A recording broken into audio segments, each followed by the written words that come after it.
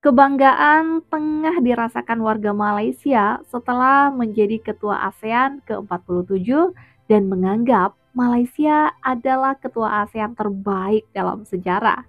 Walaupun sudah melakukan kesalahan fatal dalam penyebutan nama Presiden Indonesia yang mencoreng citra perhelatan tersebut.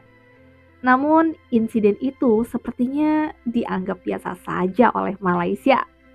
Cukup dengan meminta maaf, perkara tersebut dianggap selesai.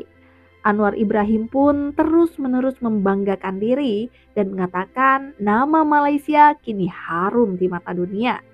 Namun pada kenyataannya, tak sedikit media luar menganggap Malaysia sebagai ketua ASEAN terlucu.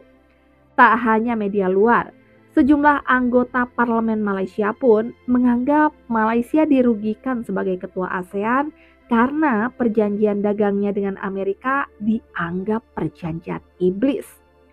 Ini bukan perjanjian dagang, tetapi penjajahan. Sama halnya dengan British, ungkap salah satu anggotanya. Mari kita simak video selengkapnya. You and President Prabowo pushed for ASEAN-wide reforms to be made in response to the trade wars. Are you satisfied that ASEAN as a group has stepped up to the challenge to trade posed by Donald Trump? Thus far, ASEAN is one region that did not give a spontaneous response or a knee-jerk reaction to the pronouncements of tariffs. That's why you see these joint border development projects, like the one with Singapore, one with Indonesia, one with the Thailand, the Philippines, the grid between Vietnam to Malaysia and Singapore. So it's a sub-regional framework within the ASEAN framework, general framework. Nak Malaysia, saya bangga kerana Malaysia harum namanya sekarang. Want to go to Malaysia? Yeah, there we go. Come on. First stop, Kuala Lumpur. So let's dance, mother. Ladies and gentlemen, it's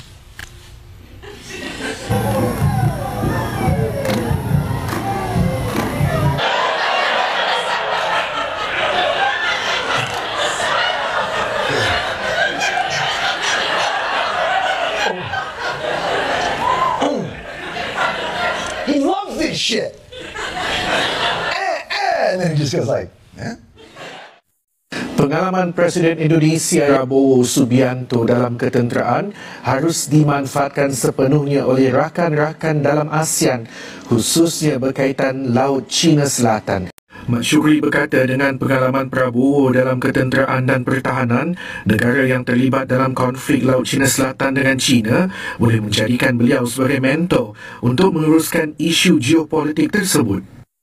Dan akhirnya hari ini Indonesia merupakan satu sebahagian daripada negara yang menjadi benteng untuk pertahanan di Laut Cina Selatan itu sendiri. Dan kita melihat bahawa bagaimana respon Indonesia juga terhadap isu pertembungan antara secara kolektif, kalau kita lihat Vietnam, Filipina, Malaysia, Brunei dan juga Indonesia terlibat sudah pastinya dengan isu untuk menjaga kedaulatan dan juga memastikan supaya kawasan ekonomi eksklusif yang kita teroka selama ini di kalangan negara-negara ASEAN itu sendiri, betul-betul kita nak berhadapan dengan kemarahan China, Filipina, Vietnam, Brunei, Malaysia dan juga Indonesia itu sendiri boleh menubuhkan satu task force selain daripada ASEAN tu, satu task force berasingan daripada ASEAN supaya dia menjadi satu meja rundingan untuk membolehkan apa plan tindakan yang boleh dilakukan oleh negara-negara ASEAN yang mempunyai sempadan dan kepentingan berpotensi tinggi mengenai Laut Cina Selatan itu sendiri. Jadi dia kena ada satu caucus, satu komiti, satu jawatankuasa, task force yang mungkin Bapak Prabowo boleh mencadangkan sesuatu perkara yang melibatkan kesemua negara yang terlibat dengan masalah ataupun konflik yang melibatkan hubungan Malaysia-China mengenai Laut Cina Selatan itu sendiri atas kapasiti beliau dan pengalaman beliau sebagai orang yang pernah terlibat dengan strategi ketenteraan dan juga strategi keselamatan. Imej negara tercalar selepas pengulas saluran rasmi kerajaan Radio Television Malaysia RTM tersilap menyebut 3 nama pemimpin tertinggi ASEAN dalam siaran langsung perasmian sidang kemuncak ASEAN ke-47 di Ibu Negara pada Ahad. Menurut seorang pemerhati, insiden itu dianggap amat memalukan negara dan tidak wajar berlaku bagi sebuah saluran penyiaran utama kerajaan yang kini telah beroperasi selama 78 tahun.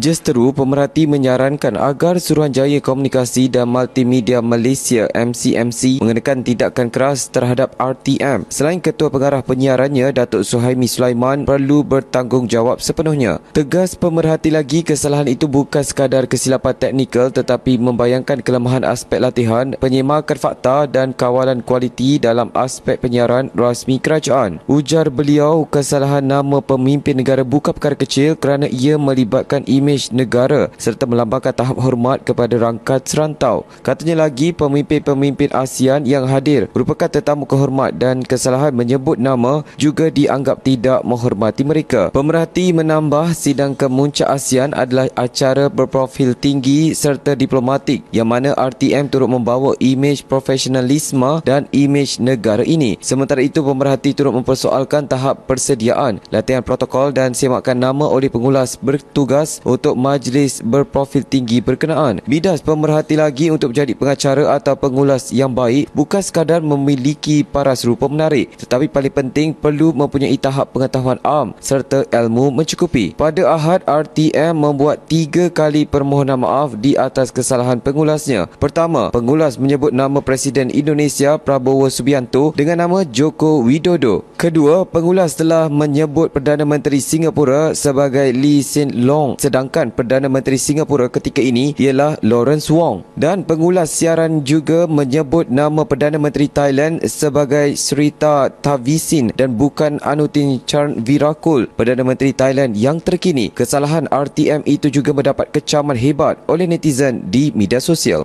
30 saat kepada masyarakat. Okey. Saya bagi satu senario case study. Cambodia, Malaysia. Tambun kata Presiden Lula nak bagi support Malaysia jadi members BRICS. Konsekuensi daripada keputusan ini, Trump kata siapa jadi ahli BRICS, 10% additional tariff. Berdasarkan perjanjian 51 klausa tadi, pasti kita kena sebab apa? Ada shared interest kita dengan Amerika. That's the operative word. In Cambodia's 5.1, there's no such thing, shared interest. They have the right to protect their sovereignty. So kalau Cambodia nak jadi member BRICS, I don't think US can put a 10% tariff on Cambodia. Okay. Terima kasih Ketua. Dalam perjanjian ni ada banyak butiran durjana, syaitani dan iblis. Kenapa saya kata begitu, Tan Sri Ketua? Dalam ini ada 40 klausa yang mengikat Malaysia. Malaysia Shawl, Malaysia Shawl, Malaysia Shawl. Dan hanya ada satu klausa yang mengikat Amerika terhadap kita. Jadi ini bukan mereka arah kita patuh. Ini bukan perjanjian perdagangan. Ini penjajahan. Sama macam British paksa pada kita dulu. Zaman Tok Kaduk dulu. Dan Tan Sri Ketua, saya tengok, kalau kita tengok matematik lah di sebalik dagangan ini. Kita anggap 20% ekspor bernilai 23.8 bilion ringgit yang kena tarif. Kadar dia beza 5% saja. Bersamaan dengan 1.19 bilion ringgit setahun. Tetapi konsensi yang kita bagi pada Amerika berjumlah 1 trilion bersamaan dengan 840 kali ganda nilai tarif yang diselamatkan. Jadinya, satu lagi yang saya rasa ramai rakyat tak tahu. Amerika dakwa kita ada trade surplus, lebihan dagang. Itu dari segi barangan. Dari segi perkhidmatan, Amerika lebih pada kita lagi dari segi dagangan. Jadi sebenarnya, trade deficit kita dengan Amerika ni kecil. Berjumlah 16.5 bilion sahaja. Okey. Baik. Jadi, Tan Sri, kalau kita ikutkan inilah dia punya unjuran, saya tak rasa penjajahan ini menguntungkan Malaysia. Baik. Jadi saya ingin merayu pada Yang Amat Tambun demi negara. Tadi Yang Amat Tambun kata, kita bawa balik perjanjian ini ke Parlimen dan kita bahas sampai rumat Dan kalau tak baik, kita batalkan. Ini pengkhianatan. Macam dikorum. Walaupun Malaysia merasa kepemimpinannya di ASEAN sebagai yang paling sukses, namun kontroversi yang muncul justru menjadi catatan.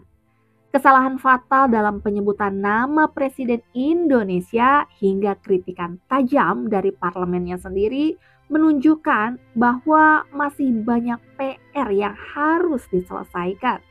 Semoga kedepannya ASEAN tetap menjadi wadah persatuan dan kerjasama yang mengedepankan rasa saling menghormati antar negara. Sampai di sini with LK, temani waktu Anda. Terima kasih dan sampai jumpa lagi di video berikutnya.